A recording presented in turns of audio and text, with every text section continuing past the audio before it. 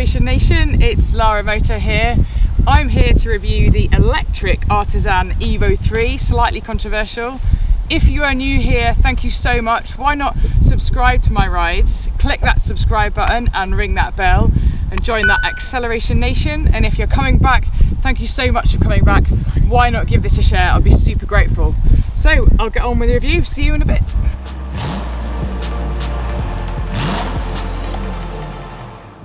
And I'm going to ask you a couple of quick questions. What can you do with 3 kilowatts? Well, for starters, you can boil 2 litres of water in 4.5 minutes with a 3 kilowatt kettle, or you can heat a few rooms up in your house with a 10 kilowatt heater, or you can chuck it inside an Artisan Evo3 and that 3 kilowatt electric motor will take you all the way from 0 to 55 miles an hour, all on the charge of a battery and an electric motor. Here is a quick soundbite for you.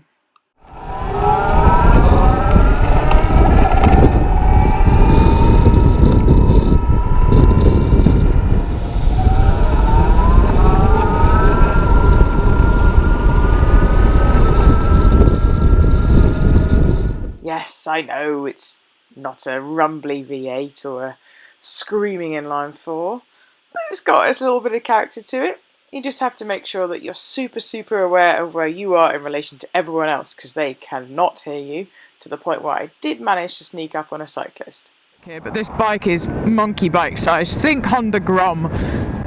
I think it's a 2/3 size bike. It's not tiny. You can see the quite wide bars are giving me a bit of height. It's easy just to nip in and out of traffic and have a bit of fun. So what's it like commuting on an Artisan Evo3? I commute about 10 miles a day, so 5 miles there, 5 miles back. I charged it every other day, so I did about 20 miles on one battery charge, and it probably had about a third left. I think comfortably it's got 30 miles to a full charge of battery. And to fully charge that battery back up, it is 6 hours. The actual battery sits in a tray at the bottom of the trellis frame, giving it a low centre of gravity. And here's a quick highlight of the front LED. So I'm going to show you a little bit of the battery pack. So take the keys out of the ignition, and then we're going to open up the kind of faux tank here. There is a slightly amusing detail of making it look like a fuel filler cap, which is a bit silly, but we'll give that a go. So that's open, and then in here we've got the charger itself. So this is not the battery, this is just essentially, I think it's a kind of transformer basically, with a bit of a cooling fan in there just to prevent overheating. So screws all the wires, but essentially household mains, 13 amp 3-pin socket there, and then that goes kettle plug into the back of the charger, and then that goes into the bike. And then when it's finished charging, you don't need to turn it off. The LEDs just show you that it's finished charging, and that glows green, and then that's the job done. It's a bit of a faff getting in and out of there, but it is a glove compartment. You could easily put your motorbike gloves in there and take your helmet with you just for convenience. So it's definitely different relying on a battery. There's a level of just planning and consideration which you normally do with fuel and when you get to a petrol station, but with fuel you just have there's a more linear relationship. Obviously the more you open the throttle, the more it's going to deplete, but you can predict it a bit better. Whereas with batteries, well, you tend to equate them to most modern smartphones. For some reason they're on full charge, and it doesn't take much for them to get to 80, and then they last for a while in the middle, and then they suddenly drop off. Got to get that faith or relying on a battery to get you from A to B. And so in terms of commuting purpose, you definitely have to get used to riding on that battery power again. So one thing I absolutely loved was getting my motorbike kit on the morning, heading out to the bike, key in the ignition, park off, and just riding away silently. Now everybody who owns a bike has a slightly awkward relationship with the neighbours, and you try not to annoy them. But actually, it's just this tiny little rideable milk float that just whizzes away down the road. Super simple. It is a commuter tool. It's a shopping trolley. It's a quick hustle to work, and it's just simple and easy and simple to ride. And it's not It's not a step through, it's not a little moped, it is a motorbike. It is it's equivalent to a 125. I think it's a fairly underpowered 125, but that rapid torque response means that it beats some bikes off the line. This equates to 4 brake horsepower, which is quite modest, but the instant torque and what they keep raving about with battery power is exactly on point, and I found it fascinating.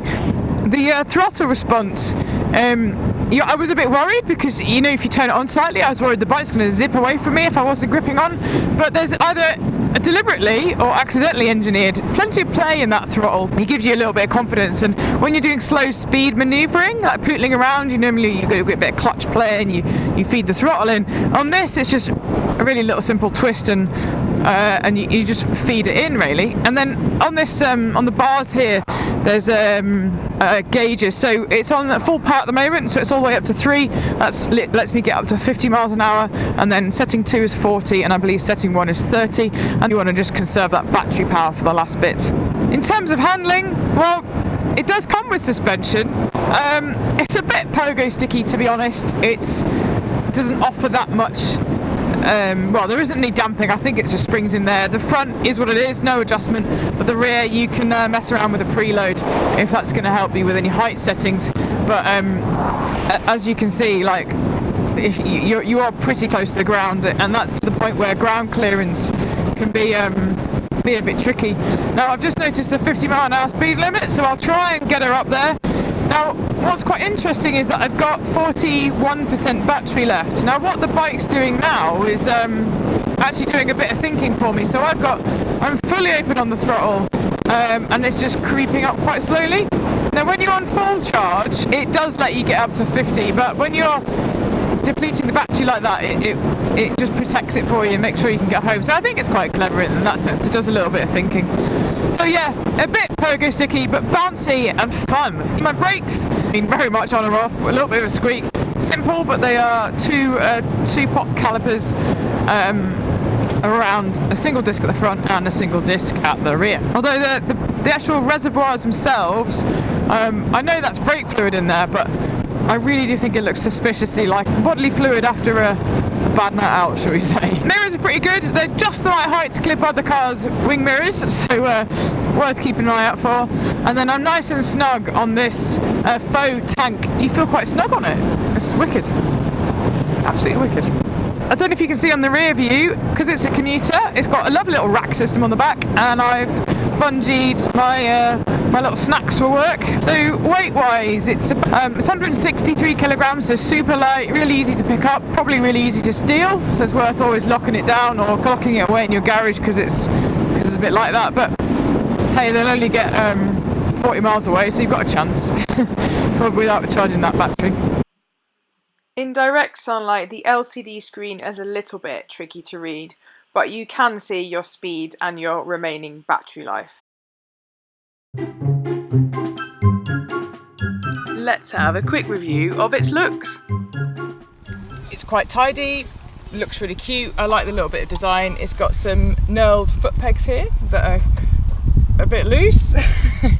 And you've also got kind of these adjustable foot peg settings, so there's a fair few mounting points where you can put them in. And what's quite nice is this trellis frame that gives it more of a, clearly a motorbike feel, including the almost like a casino chips there, just to detail the end of that frame design.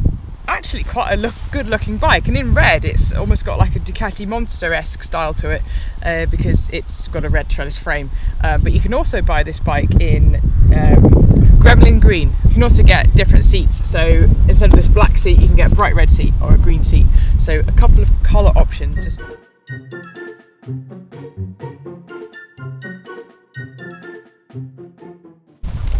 Sorry, I got a bit distracted by all the toys.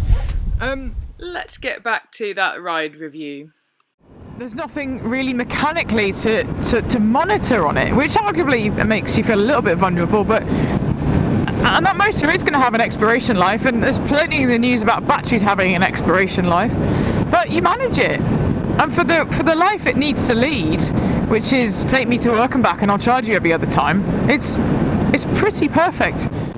the thing that's put me off it a smidge, and there's nothing wrong with the bike, is that I want one bike to do everything. And at the moment, this one's perfect for 40-mile-an-hour commutes. You can take it on the motorway, but you've lost that get out of jail free card with a bit more power. So at motorway speeds, well, it's not going to ever make it, and even on a busy A road, it's never going to pull you out of a tight spot. But not to a 40-mile-an-hour road, or just your standard commute where you're going to be sat in traffic anyway. It's absolutely ideal, like absolutely ideal.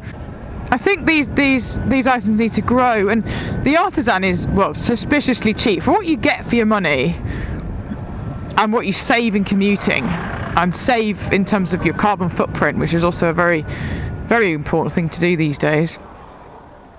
It's, well, why not? I mean, it's cheap, and there are other electric bikes out there, but they're a lot more expensive. It's probably worth looking into the cost of replacing a battery, because that's always quite relevant these days. I've got a feeling that this one would be considerably cheaper. And that's me done with the riding review. Let's go to the conclusion. It's really, really simple bike to ride, and just hilariously fun. It's a cute, almost toy-esque piece of kit that I'm genuinely considering buying. I never thought I'd say that, because I'm all about motorbikes and speed and power and noise and acceleration, but sometimes that isn't necessary, and sometimes you just got to get to work, and this is exactly what this delivers, with a bit of fun and happiness and character that you can enjoy first thing in the morning. So I'm really interested to know what you think of one of these bikes. What do you think about the electric nation that we're turning into? Are you like a die-hard motorbike addict, which absolutely has to be an engine, or are you up for something slightly different, where you can get cheap commuting miles in it without the hassle of an engine? There's a time and place for motorbikes. There's a time and place for horsepower and noise and fun and joy and carves and curving. But there's also a time just to enjoy a little bit of silence, a little bit of electric whir. And I think that is really what this bike provides. So that's the end of this review for the Artisan Evo3. Thank you so much for watching. If you're new here, why not subscribe to my rides and join the Acceleration Nation? Just click on that subscribe button and ring that bell. And if you're coming back, thank you so much for watching. Give this a share, and we'll see where it takes us. Thank you and goodbye.